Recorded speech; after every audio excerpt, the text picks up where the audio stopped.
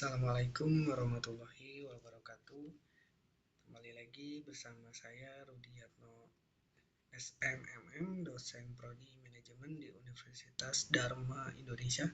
Baik, teman-teman, terima kasih. Kembali lagi saya diberi kesempatan pada malam hari ini untuk sharing session terkait mata kuliah akuntansi keuangan untuk materi selanjutnya, yaitu materi terkait aset tetap berwujud. Nah, sebelumnya kemarin saya sudah sharing terkait akuntansi persediaan, akuntansi piutang. Nah, malam hari ini kita bersama-sama mengulas atau membahas sedikit terkait materi aset tetap berwujud. Oke, tidak usah berlama-lama lagi, kita sharing untuk materinya.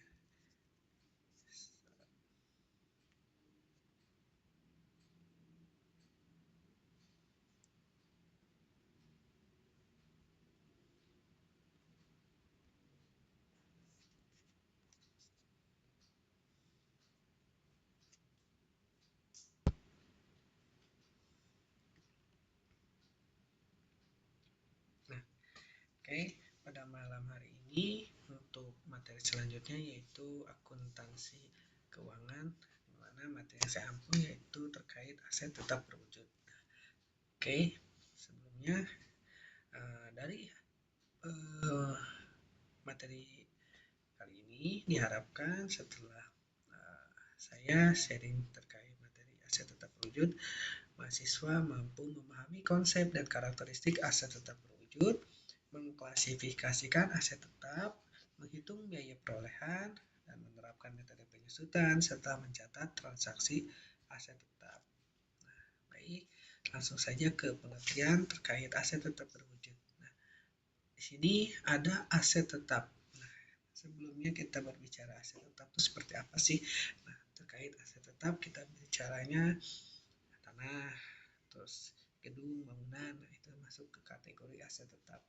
Di sini aset tetap berwujud yaitu adalah aset yang memiliki bentuk fisik, digunakan dalam kegiatan operasional perusahaan, serta memiliki masa manfaat lebih dari satu periode akuntansi. Nah, aset ini tidak dimaksudkan untuk dijual dalam kegiatan normal perusahaan, melainkan untuk mendukung aktivitas produksi, distribusi, maupun administratif. Nah, jadi aset yang memiliki bentuk fisik digunakan untuk operasional, manfaatnya lebih satu periode akuntansi, bukan untuk dijual dalam kegiatan normal perusahaan, kemudian mencerminkan investasi jangka panjang untuk menghasilkan pendapatan. Untuk kriteria pengakuannya, yaitu kemungkinan besar manfaat ekonomi masa depan, biaya perolehan dapat diukur secara andal. Nah, di sini karena memang sifatnya tidak untuk dijual dalam kegiatan normal perusahaan, jadi untuk aset di sini memang dipergunakan dalam kegiatan operasional, dalam arti dalam mendukung kegiatan proses produksi itu. Misalkan kan seperti gedung tadi saya singgung di awal, kemudian mesinnya, kemudian kendaraannya, semuanya itu faktor pendukung daripada proses produksi, sehingga aset di sini dikategorikan atau tidak untuk diperjualbelikan ya teman-teman. Nah, di sini ada kita berbicaranya aset tetap dan current aset langsung. Nah, di sini properti pabrik, peralatan atau mesin, kemudian ada tanah dan kendaraan. Untuk current asetnya, aset lancarnya yaitu untuk kas, piutang, surat berharga, dan investasi jangka panjang. Ya teman-teman. Nah, di sini ada klasifikasi aset tetap berwujud ya teman-teman. Yaitu aset dapat diklasifikasikan maksudnya berdasarkan jenis dan fungsinya dalam kegiatan operasional perusahaan.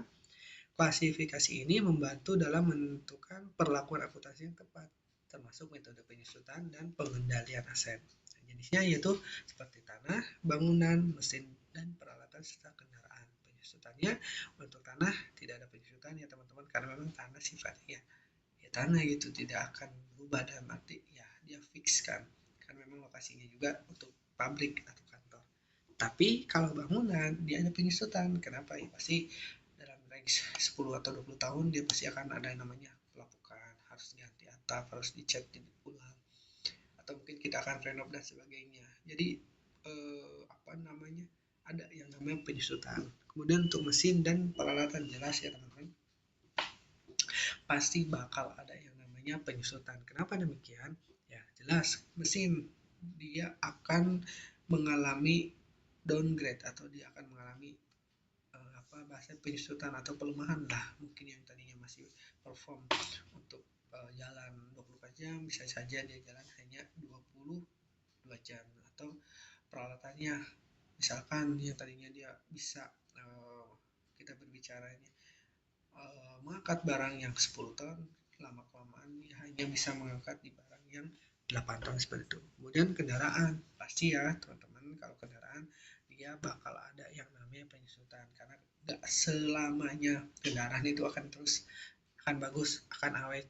Jadi pasti dalam kurun waktu 5-6 tahun akan ada yang namanya mungkin pergantian suku cadangnya, pergantian bannya dan lain sebagainya.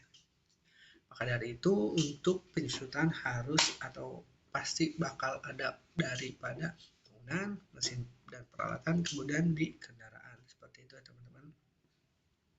Nah, selanjutnya di sini ada pengakuan dan pengukuran aset tetap. Nah, pengakuan saat manfaat ekonomi, kemungkinan besar plus biaya dapat diukur secara andal. Kemudian untuk biaya perolehannya, yaitu harga belinya, harga pengukuran, biaya instalasi, biaya uji coba, dan biaya lain yang langsung terkait. Nah, di sini untuk metode pengukuran setelah perolehan ada metode biaya cost model dan model revaluation model. Nah, di sini ada pengukuran aset tetap pada prinsipnya dinilai dengan biaya perolehan. Apabila biaya perolehan suatu aset adalah tanpa nilai atau tidak diidentifikasi, maka nilai aset tetap didasarkan pada nilai wajar pada saat perolehan. Nah, kemudian biaya perolehan adalah jumlah kas atau setara kas yang dibayarkan atau nilai wajar imbalan lain yang diberikan untuk memperoleh suatu aset pada saat perolehan atau konstruksi sampai dengan aset tersebut dalam kondisi dan tempat yang siap digunakan. Nah, kalau nilai wajar yaitu nilai tukar aset dan atau penyelesaian kewajiban antar pihak yang memahami dan berkeinginan untuk melakukan transaksi wajar. Seperti itu ya teman-teman. Nanti bisa dibaca sendiri di sini. Selanjutnya yaitu penyusutan aset tetap. Penyusutan merupakan proses alokasi biaya perolehan aset tetap selama masa manfaatnya. Nah, tujuannya utama penyusutan adalah untuk mencocokkan biaya dengan pendapatan yang dihasilkan oleh aset tersebut. Bisa saja dia matching principle. Nah, faktor yang mempengaruhi penyusutan meliputi biaya perolehan, nilai residu, dan manfaat aset. Ketiga faktor ini harus diestimasi secara rasional agar menghasilkan perhitungan yang akurat. Nah, penyusutan aset di sini dilakukan dengan 3 metode. Yang pertama metode garis lurus, yang kedua metode saldo menurun, kemudian metode unit produksi. Nah, biasanya untuk garis lurus, ya beban penyusutan sama dengan biaya perolehan dikurangi nilai residu dibagi manfaat. Metode ini menghasilkan beban penyusutan yang sama setiap periode sehingga cocok untuk aset yang memberikan manfaat secara merata. Kemudian untuk saldo menurun yaitu menghasilkan beban penyusutan yang lebih besar pada awal periode. Jadi semakin kecil pada periode berikutnya. Metode ini disesuaikan untuk aset yang manfaatnya lebih besar di awal penggunaan. Kemudian untuk metode unit produksi, yaitu metode ini didasarkan pada tingkat penggunaan atau output aset. Semakin tinggi penggunaan, semakin besar beban penyusutan yang diakui. Nah, yang kelima, pengeluaran setelah perolehan aset tetap. Setelah aset digunakan, perusahaan sering mengeluarkan biaya tambahan yang berkaitan dengan pemeliharaan atau peningkatan aset. Biaya tersebut harus diklasifikasikan secara tepat karena mempengaruhi laporan keuangan. Pengeluaran yang menambah manfaat ekonomi atau memperpanjang masa manfaat aset dikategorikan sebagai capital expenditure dan harus dikapitalisasi. Nah, sebaliknya, pengeluaran yang hanya mempertahankan kondisi aset dikategorikan sebagai revenue expenditure dan dibebankan sebagai biaya berjalan. Pemisahan ini untuk menjaga keakuratan laba yang dilaporkan. Nah, selanjutnya yaitu ada yang namanya pelepasan aset tetap nih. Aset tetap dapat dilepaskan melalui penjualan, pertukaran, atau penghentian penggunaan. Ketika aset dilepaskan, perusahaan harus menghapus nilai buku aset dari laporan keuangan. Selisih antara nilai buku dan harga jual akan menghasilkan keuntungan atau kerugian.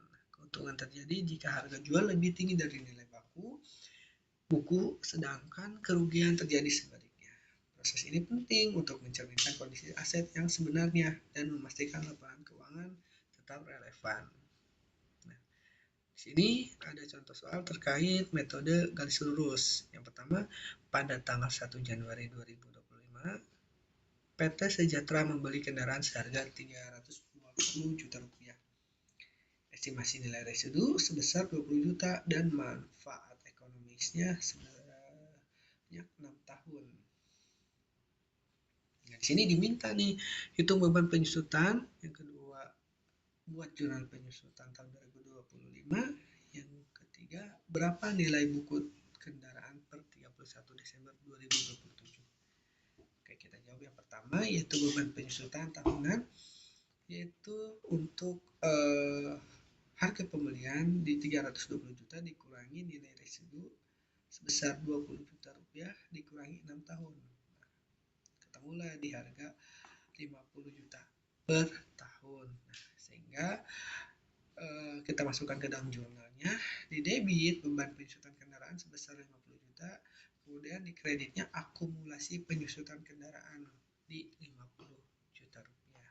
Kemudian yang terakhir yang C, akumulasi penyusutan 3 tahun.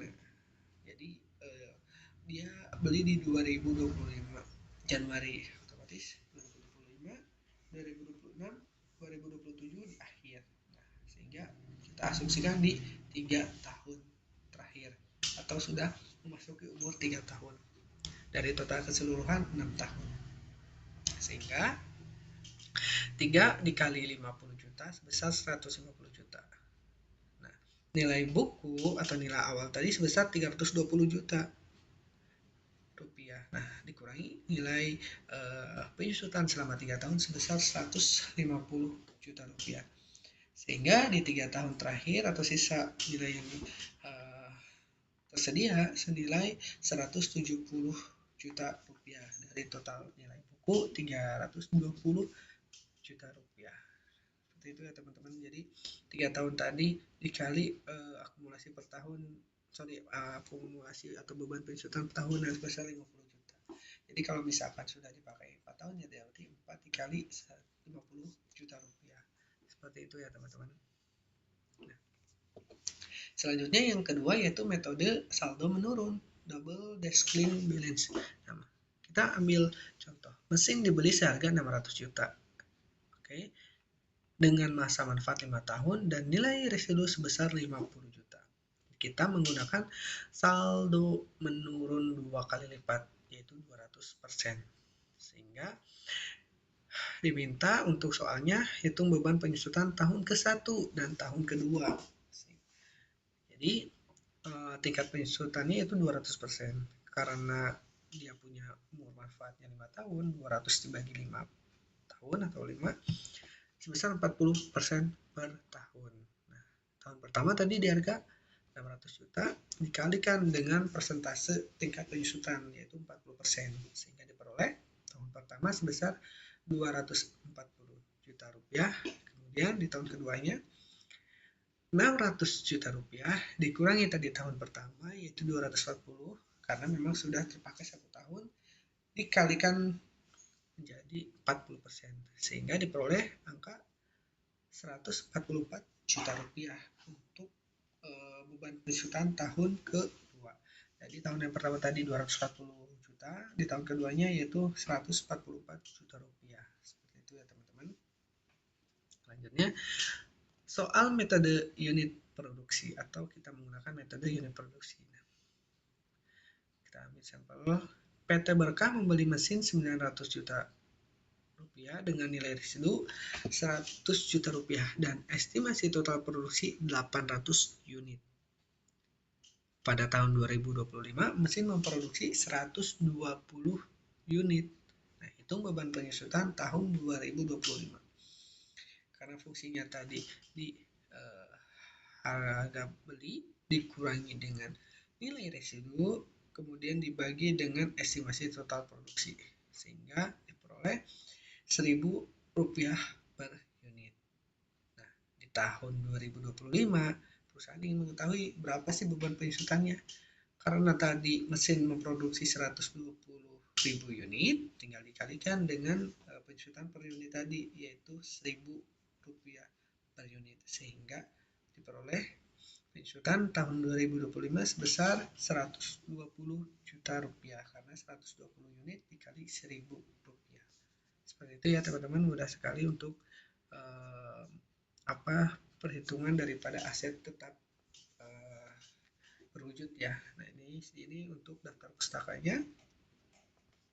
Nanti bisa dipelajari lagi terkait soal-soalnya. Ini saya ambil yang mudah dipahami karena memang secara keseluruhan untuk konteks, untuk secara perhitungan ya tidak jauh berbeda lah daripada setiap metode-metode, mulai dari metode garis lurus, terus metode saldo menurun, dan metode unit produksi. Jadi kurang lebih seperti inilah untuk perhitungannya.